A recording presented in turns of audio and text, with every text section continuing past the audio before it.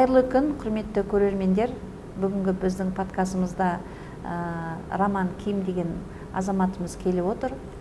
Бұл жалпы мемлекеттік тіл этносаралық қатынас тілі жобасы аясында ұйымдастырылып жатқан шаралардың бірі.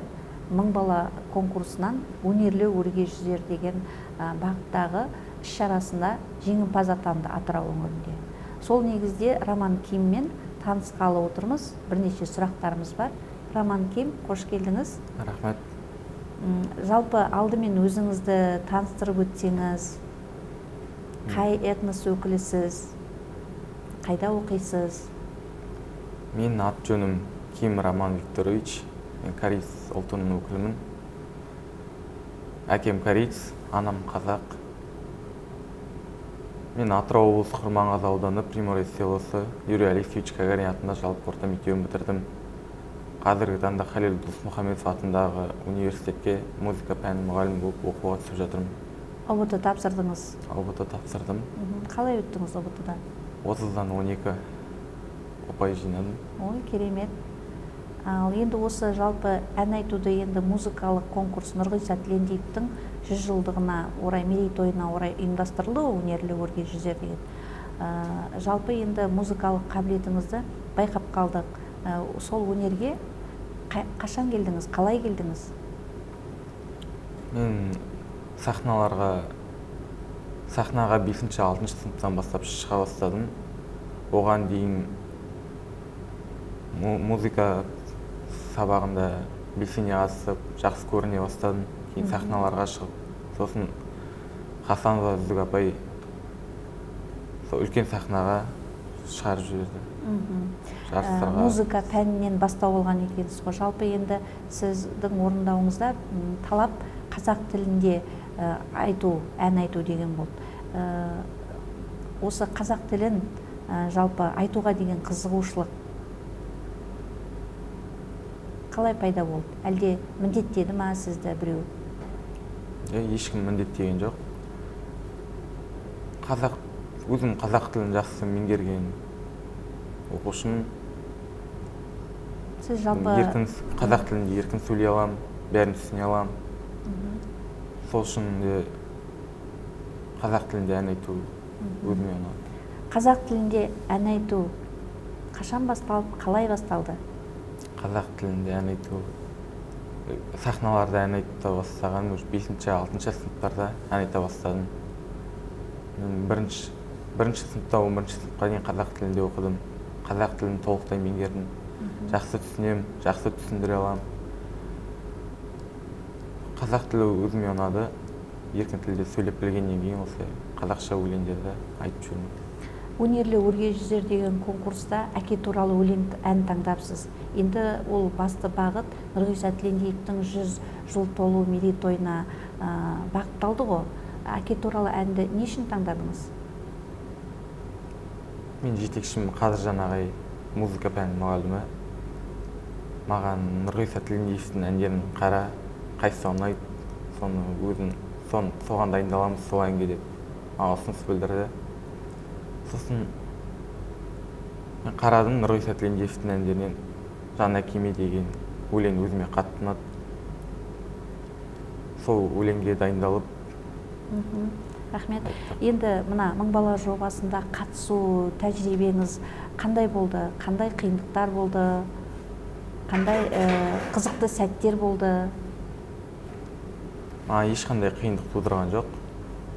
Қызықты сәттер өте көп болды. Жаңа орта, жаңа достар таптым. Жалпы қызық сәттер қалай болды ма естерінде? Мысалы, біреуін айта аласыз ба? Қандай қызық сәттер болды?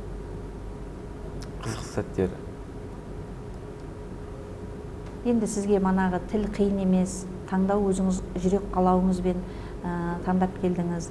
Бір күлкілі сәттер, бір сондай есіңізде бар ма? Жақсы, ондай енді моменттер болмаған болып тұр ғой, жақсы.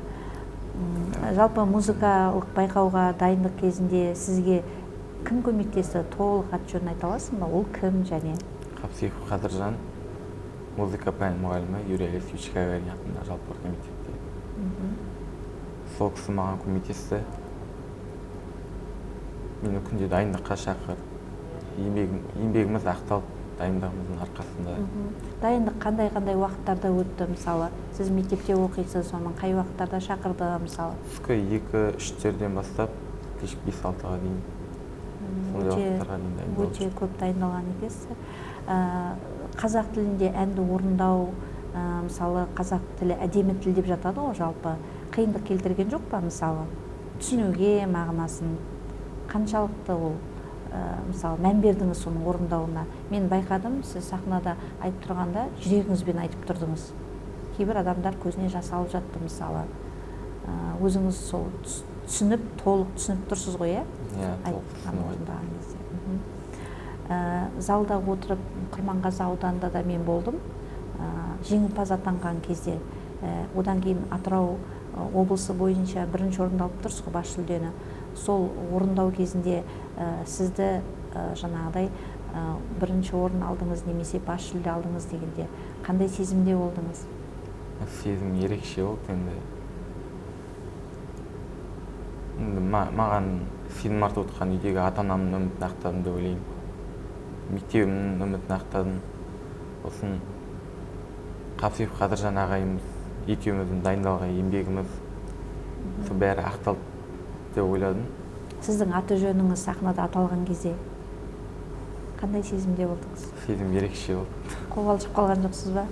Қобалжып болды. Бірінші, үшінші орындардан бастап атады ғой, иә? Содан кейін сіз өзіңіздің фамилияңыз жоқ ол кезде. Жақындай бергенде қобалжып болды. Толық тұрдың ба? Толық. Роман, келесі сауалымызға көшейік. Жалпы енді мына қазіргі таңда республика деңгейіндегі конкурсқа дайындалып жатырсыз. Дайындық қалай? Дайындық жақсы. Жалпы қандай ән дайындап жатырсыз?